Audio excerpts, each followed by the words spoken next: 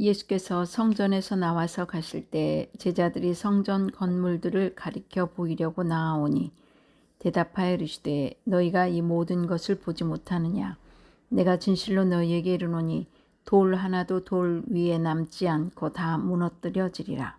예수께서 감람산 위에 앉으셨을 때에 제자들이 조용히 와서 이르되 우리에게 이르소서 어느 때에 이런 일이 있겠사오며 또 주의 임하심과 세상 끝에는 무슨 징조가 있사오리까. 예수께서 대답하여 이르시되 너희가 사람의 미혹을 받지 않도록 주의하라. 많은 사람이 내 이름으로 와서 이르되 나는 그리스도라 하여 많은 사람을 미혹하리라. 난리와 난리 소문을 듣겠으나 너희는 삼가 두려워하지 말라. 이런 일이 있어야 하되 아직 끝은 아니니라. 민족이 민족을 나라가 나라를 대적하여 일어나겠고 곳곳에 기근과 지진이 있으리니 이 모든 것은 재난의 시작이라. 그때 사람들이 너희를 환난에 넘겨주겠으며 너희를 죽이리니 너희가 내 이름 때문에 모든 민족에게 미움을 받으리라. 그때 많은 사람이 실족하게 되어 서로 잡아주고 서로 미워하겠으며 거짓 선지자가 많이 일어나 많은 사람을 미혹하겠으며 불법이 성함으로 많은 사람의 사랑이 식어지리라. 그러나 끝까지 견디는 자는 구원을 얻으리라. 이 천국 복음이 모든 민족에게 증언되기 위하여 온 세상에 전파되리니 그제야 끝이 오리라. 오늘 우리에게 주신 말씀은 마태복음 24장 1절로 14절입니다. 세상 끝에 무슨 징조가 있습니까? 하는 제자들의 질문입니다. 예수님은 성전을 나오시며 성전이 파괴될 것을 예고하십니다. 본문의 말씀에는 성전의 파괴와 세상 끝이라는 주제가 함께 다루어집니다. 두 사건 모두 예수님의 사역의 완성과 관련이 됩니다. 우리의 믿음의 완성은 재림 신앙입니다. 예수님이 다시 오셔서 온전한 구원을 완성하실 것입니다. 우리 교회의 목표도 한번 앞에 봐주세요. 오직 예수님, 오직 예배, 천국 신앙, 재림 신앙입니다. 오직 예수님 신앙으로 삶으로 예배드리고 천국을 소망함으로 다시 오실 예수님을 어떠한 상황에서도 북한 같은 상황에서도 총살을 당해도 기다리는 것입니다. 간혹 보면 인생의 초반부에는 존경도 받고 잘 살다가 후반부에 잘못된 선택으로 버림받는 모습을 봅니다. 우리 인생에도 마지막이 있고 알파와 오메가이신 예수님이 세상 끝에 다시 오셔서 산자와 죽은 자의 심판주로 오실 것입니다. 예수님이 성전 파괴를 언급하시는 이유는 자신의 몸을 통해 이제는 새로운 성전이 만들어짐으로써 구약 성경이 말한 성전의 종말론적인 완성이 이루어졌기 때문입니다. 그런데 사람들은 이 말을 이해하지 못하여 예수님을 십자가에 못 박히게 하는 증거로 사용했습니다. 이런 의미에서 종말은 이미 시작된 것입니다. 그리고 그가 다시 올 때 세상은 진정으로 예수님이 오실 때 끝을 보게 될 것입니다. 성전과 세상 끝은 모두 종말을 이미 성취하시고 앞으로 완성하실 예수님과 연결이 됩니다. 그리스도인들은 결국 재림을 기다리며 살아가는 자들입니다. 신앙은 순례의 여정과도 같습니다. 재림을 기다릴수록 현재이만 하나님의 나라를 잘 살아내야 합니다. 주님은 오늘 우리에게 그날을 기다리는 그리스도인의 삶에 대해 말씀하십니다. 첫째, 성전 멸망과 종말에 관한 제자들의 질문입니다. 예수께서 성전에서 나와서 가실 때 제자들은 예수님의 관심을 성전 건물에 집중시켰습니다. 지금 제자들과 예수님이 바라보고 있는 예루살렘 성전은 헤롯이 다시 지은 이른바 헤롯 성전입니다. 이 성전은 그 규모나 화려함이 지극히 대단했습니다.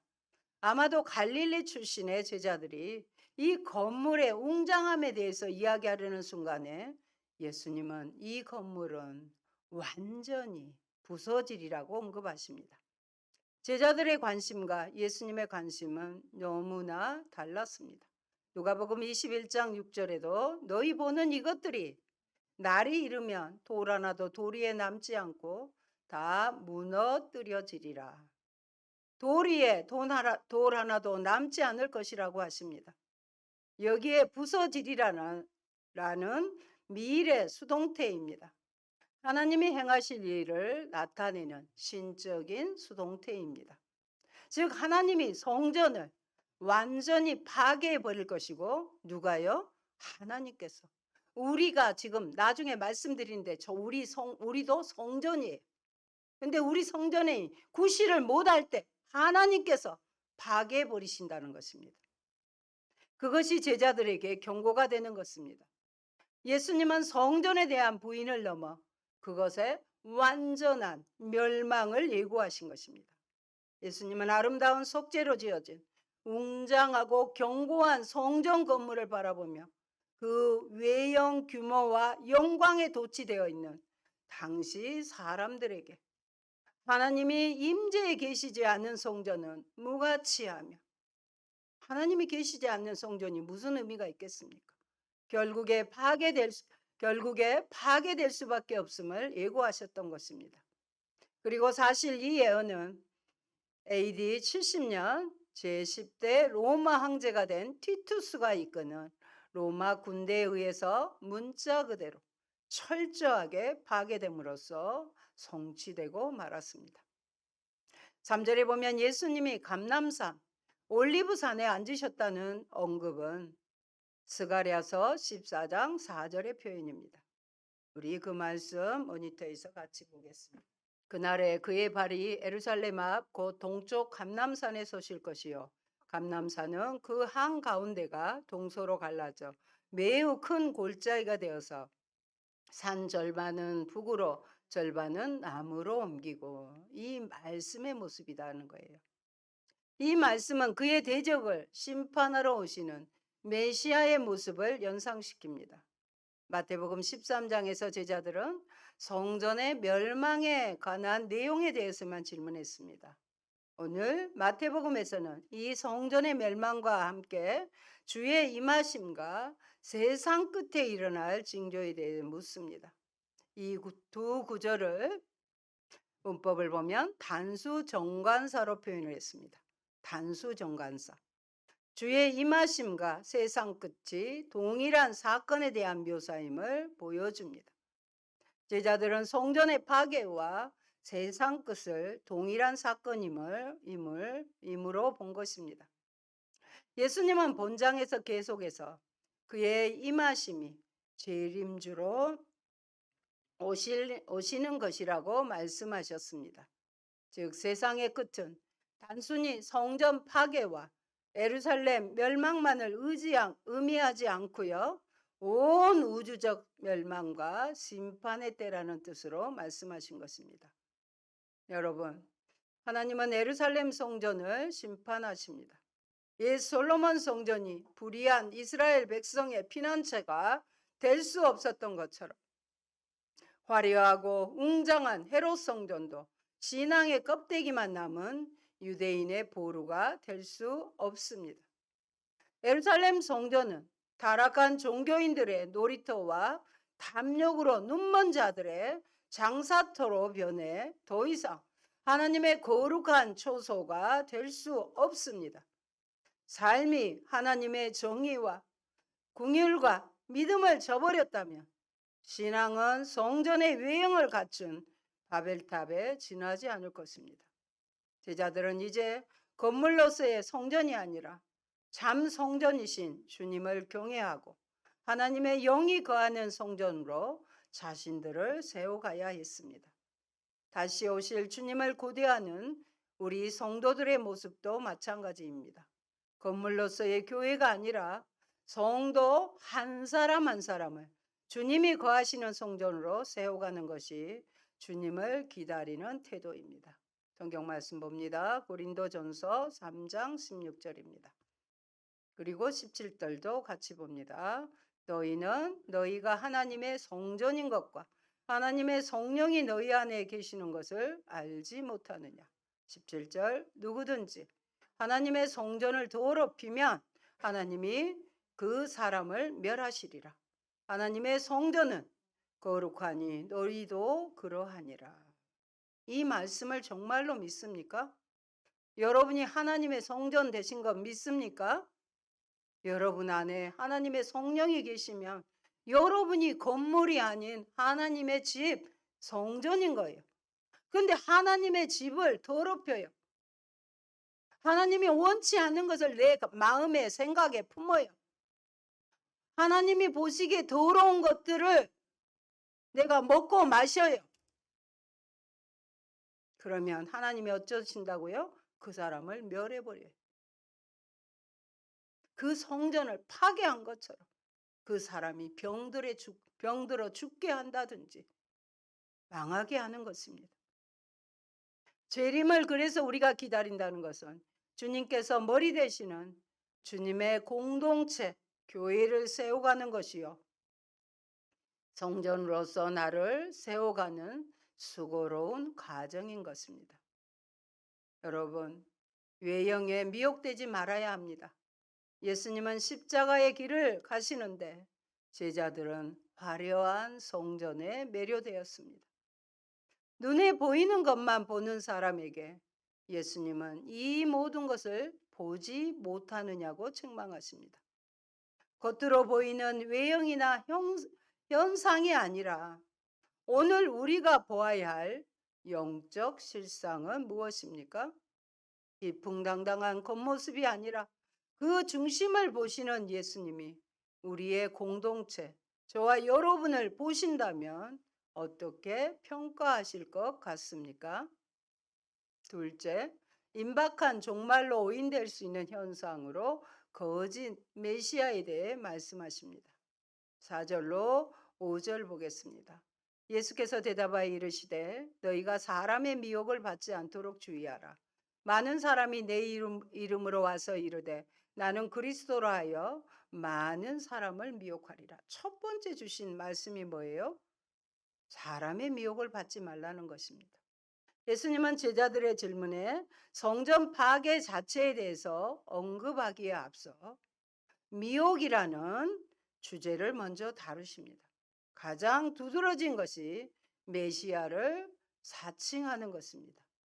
내 이름으로 온다는 것은 그들이 예수님의 권위로 온다거나 그러한 권위를 주장하는 뜻이 아니고요. 예수님의 자리를 사칭하는 것입니다. 너희들은 주의하라가 문장 소두에 나옵니다. 이건 강조하는 것이죠. 이는 보다 주의 깊게 살피다라는 의미의 명령형인데 현재입니다. 현재형은 아시는 것처럼 동작의 반복이나 계속을 나타내는 것에 사용되는 것으로 항상 이 말씀은 눈을 크게 뜨고 주의 깊게 살피라는 뉘앙스를 전달해 줍니다. 이는 거짓 그리스도들과 이단들이 성도를 잘못된 길로 이끌 때에 정신 차려 조심하지 않으면 미혹될 것이기 때문입니다. 진리의 영과 진리의 말씀을 따라 신앙을 견고히 하지 않으면 거짓 그리스도와 거짓 선지자 등 악한 영의 능력으로 활동하는 자들을 분별하지 못하고 그들에 의해 그릇된 길로 가게 될 것입니다. 특별히 종말에 관한 여러 말씀 중 미혹받지 말라는 말씀을 가장 먼저 하신 주님의 의도는 역설적으로 종말과 관계된 미혹이 매우 많을 것이며 주의를 게을리하면 거짓 가르침에 미혹되기 쉬움을 강조하기 위함이십니다. 지금도 저희 교회에 계속해서 이단에서 보내는 편지가 옵니다. 저는 어떻게 할까요? 뜯어보지도 않고 바로 재활용통에 넣습니다. 이러한 거짓 그리스도는요, 예전에만 있었던 게 아니에요. 20세기에도 수없이 일어납니다. 우리나라의 한국의 박태선, 조희성, 문선명, 그리고 정명석, 이만희 등입니다. 임박한 종말로 또 오인될 수 있는 현상으로는요, 전쟁과 국가적 재난이 있습니다. 6절로 8절 같이 보실까요? 난리와 난리 소문을 듣겠으나 너희는 삼가 두려워하지 말라. 이런 일이 있어야 하되 아직 끝은 아니니라. 민족이 민족을, 나라가 나라를 대적하여 일어나겠고 곳곳에 기근과 지진이 있으리니 이 모든 것은 재난의 시작이니라. 전쟁과 국가적 재난도 종말의 징조로 해석되기도 했습니다. 이러한 일들은 예부터 인류 역사의 한 부분이었으며 인류 역사가 시작한 이후로 전쟁은 끊이지 않았죠. 지금도 일어나고 있습니다. 그러므로 이러한 일들은 끝이라기보다는 끝을 향해 나아가는 한 부분으로 하나님의 전체 계획 가운데 일어나야 할 일로 이해한다는 것입니다. 임박한 재림, 재림의 헬라어는 파루시아입니다. 파루시아 기억하시면 좋겠습니다. 임박한 재림을 직접적으로 시사하는 것으로 볼 수 없습니다. 그러므로 5절로 8절의 언급은 정확하게 말해서 마지막 날에 관한 징조가 아닙니다. 왜 그럴까요? 끝은 아니니라고 말씀하셨죠. 그리스도인은 미혹을 받지 않도록 주의해야 합니다. 그날이 가까이 다가올수록 많은 사람이 스스로 그리스도를 자처하며 미혹할 것입니다. 거짓 선지자들이 일어나 잘못된 가르침으로 미혹할 것입니다. 각종 전쟁과 자연재해도 있을 것입니다. 이러한 고통들은 마치 종말이 임한 것처럼 오해하게 할 것입니다. 잘 들으세요. 종말이 눈앞에 다가온 것처럼 우리의 마음을 요동케 할 것입니다. 그러나 전쟁과 대적의 소문, 비극적인 지진과 기근의 반복은 재난의 시작일 뿐입니다. 이게 시작이에요. 그것은 계속해서 반복될 것입니다. 그러니 성도들은 너무 조급해하여 미혹에 빠지지 않도록 조심해야 합니다. 말씀과 기도로 주님과 동행하면서 시대를 분별할 수 있어야 합니다. 주님과의 동행이 미혹을 물리치고 이 세대를 분별하는 방법입니다. 말씀이 기준이에요. 순례의 여정은 혼자 하는 것이 아니라 주님과 함께 공동체와 함께 하는 것입니다. 여러분, 제자들에게 일어날 일들을 미리 말씀해 주셔서 주의하고 인내하여 구원을 이루도록 권면하십니다. 제자들은 기대와 불안한 마음으로 예수님께 때와 징조를 묻지만 예수님은 그들에게 해산을 위해서는 반복되는 산통이, 진통이 있어야 할 것을 알려주십니다. 그리고 해산의 때까지 인내하며 산통을 참아낼 때 구원을 얻게 될 것이라고 말씀하십니다. 하나님 나라의 복음을 위해 내가 감당해야 할 산통은 무엇입니까? 전쟁과 난리, 기근과 지진이 일어나는 어지럽고 혼란한 세상 속에서 나는 오늘도 묵묵히 천국 복음을 증언하는 삶을 살고 있습니까? 셋째, 마지막을 바라보는 시기에 제자들에게 임할 고난입니다. 제자들에게 임할 고난이에요. 우리에게도 주신 말씀입니다. 9절로 12절 크게 읽겠습니다. 그때 사람들이 너희를 환란에 넘겨 주겠으며 너희를 죽이리니 너희가 내 이름 때문에 모든 사람에게 미움을 받으리라. 그때 많은 사람이 실족하게 되어 서로 잡아주고 서로 미워하겠으며 거짓 선지자가 많이 일어나 많은 사람을 미혹하겠으며 불법이 성함으로 많은 사람의 사랑이 식어지리라. 아멘. 우리가 미움을 당하고 죽임을 당하게 된다고 기록하고 있습니다. 그러니 정신 차려야 되지 않겠습니까? 이 부분은 다가올 고난에 대한 일반적 언급으로 모든 세상 사람에 대한 것이라기보다는 예수님의 제자들, 우리에게 대한 언급이라고 할 수 있습니다. 제자들은 유대인으로만 아니라 모든 민족으로부터 박해를 당합니다. 박해로 인해 많은 사람이 실족하게 될 것이며 제자들 상호 간에는 배신과 미움과 거짓 애용과 불법이 성행할 것입니다. 또한 불법은 사랑을 식게 할 것입니다. 하나님이나 이웃에 대한 대부분 제자들의 사랑이 식을 것이라는 의미입니다. 그러므로 인내할 것을 공고하십니다. 13절 같이 보십니다. 그러나 끝까지 견디는 자는 구원을 얻으리라. 한 번 더 할까요? 그러나 끝까지 견디는 자는 구원을 얻으리라. 아멘. 이게 오늘 주님께서 우리에게 주신 말씀이에요. 그러나 어려움이 있겠지만 끝까지 견뎌라. 그러면 구원을 얻을 것이다. 많은 사람의 사랑이 식겠지만 견디는 자는 구원을 얻을 것입니다. 즉 견디는 자만이 새 시대의 축복을 누릴 것입니다. 그런데 견디는 것이 마음 먹은다고 되던가요? 훈련되지 않으면, 깨어있지 않으면 마음은 온이로되 넘어질 수밖에 없는 것입니다. 그래서 오늘 제가 강하게 말씀을 드리는 것 같습니다. 여러분, 사랑이 식어지면 삶을 살아갈 의욕도 사라지고 살아야 할 이유도 없어집니다. 뜨거웠던 신혼의 사랑이 식어지면 상대의 허물이 보이고 자신이 사랑받지 못하여 만들어진 결핍으로 소중한 상대를 괴롭히고 힘들게 해서 가정이 깨어지게 되는 것입니다. 세상에 많은 사람들이 사랑이 식어져도 마르지 않는 하나님의 사랑으로 우리는 공급받아 가족을, 이웃을 사랑하고 공동체를 사랑할 때 그 힘으로, 그 사랑의 힘으로 끝까지 견디며 구원을 얻을 것입니다. 우리에게는 말씀해 보면 원래 사랑이 없습니다. 우리 사랑 있는 걸로 착각하지 마시기 바랍니다. 그래서 사랑이 없으면 고린도전서 사랑장에서 뭐라고 했습니까? 아무것도 아니라고 그랬어요. 우리 별것이 아니에요. 아무것도 아님을 아시기 바랍니다. 끊임없이 상대에게 우상숭배의 영으로 조각을 하고 상대를 통해 유익을 바라고 있는 것입니다. 이 말씀도 제가 설교로 작성해서 전해드리겠습니다. 우리에게는 다 우상숭배의 영이 있어요. 하나님이 아닌 우상숭배의 영이 있어가지고 상대를 통해서 조종을 해서 내가 어떤 유익을 얻으려는 그런 것들이 있는 것입니다.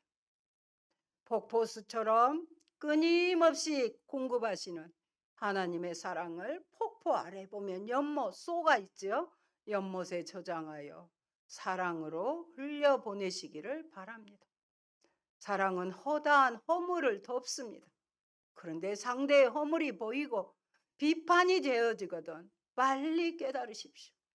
나에게 우상숭배의 영이 있구나. 하나님의 사랑으로 채워야 되겠다고 깨달으시고 사랑을 구하시기 바랍니다. 그러면 우리에게 주님은 이렇게 말씀하십니다. 모든 민족을 향해 선교하라는 명령을 주십니다. 왜요? 14절 보실까요? 이 천국 복음이 모든 민족에게 증언되기 위하여 온 세상에 전파되리니 그제야 끝이 오리라. 천국 복음이 전해져야 끝이 온다는 것입니다.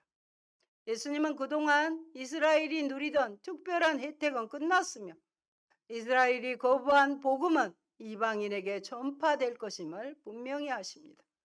따라서 세상이라는 단어는 지구상에 존재하는 모든 지역과 공동체를 포함하는 지리적 용어라기보다는 복음이 유대 공동체 밖에 모든 민족에게 보편적으로 제시될 것이라는 사실을 강조합니다. 그제야 끝이 오리라. 그제야 끝이 오리라는 표현은 얼핏 마지막 때를 추측할 수 있는 것처럼 보이지만 그것이 끝이 오는 시기를 판단할 수 있는 명확한 근거는 되지 못합니다. 사랑하는 여러분, 갖은 징조들이 다 보인다 할지라도 그때가 세상의 끝이나 성전 멸망의 때는 아닙니다. 산통의 시작일 뿐입니다. 그러니 서둘러 흥분하여 극단적인 종말적 태도를 보여서는 안 됩니다. 끝까지 믿음을 지키고 복음을 전해야 합니다. 하나님의 사람에게는 결코 짧지 않는 인내의 시간이 기다리고 있기 때문입니다. 마지막 때의 제자들은 극심한 고난을 당하며 신앙의 위협과 거짓 선지자들의 미혹을 받게 될 것입니다. 그로 인해 많은 사람들이 신앙을 다 포기합니다. 훈련되지 않으면, 강하지 않으면 포기하게 돼 있어요. 그러나 우리는 끝까지 흔들리지 않고 인내해야 되는 것입니다. 요한복음 말씀에서 살펴봅니다. 6장 68절. 시몬 베드로가 대답하되 주여 영생의 말씀이 주께 있사오니 우리가 누구에게로 가오리까? 또 12장 50절 다시 봅니다. 나는 그의 명령이 영생인 줄 아노라. 그러므로 내가 이르는 것은 내 아버지께서 내게 말씀하신 그대로니라 하시니라. 사랑하는 성도 여러분, 끝까지 견디며 천국 복음을 온 세상에 전파해야 합니다. 그제야 끝이 올 것이기 때문입니다. 그날은 하나님만이 아십니다. 그날에 이를 때까지 세워가고 동행하고 인내하면서 복음을 전하는 삶이야말로 주님 다시 오시길 기다리는 제자의 바른 종말 신앙입니다. 우리도 베드로의 고백처럼 영생의 말씀이신 예수님을 끝까지 따라가며 영생을 받으시고 또한 말씀하신 대로 이루실 것을 믿고 끝까지 인내하는 저와 여러분 되기를 예수님 이름으로 축원합니다. 아멘. 할렐루야. 고마우신 아버지, 이 시대의 징조들을 보면서 주님은 마지막 때가 세상 끝날이 올 것이다.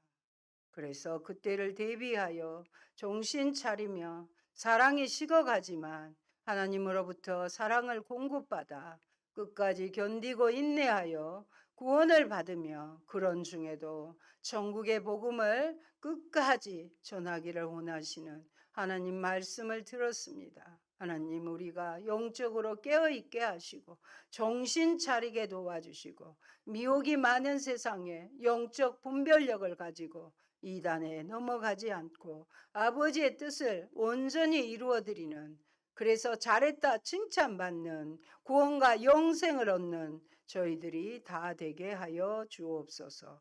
예수님 이름으로 기도합니다. 아멘.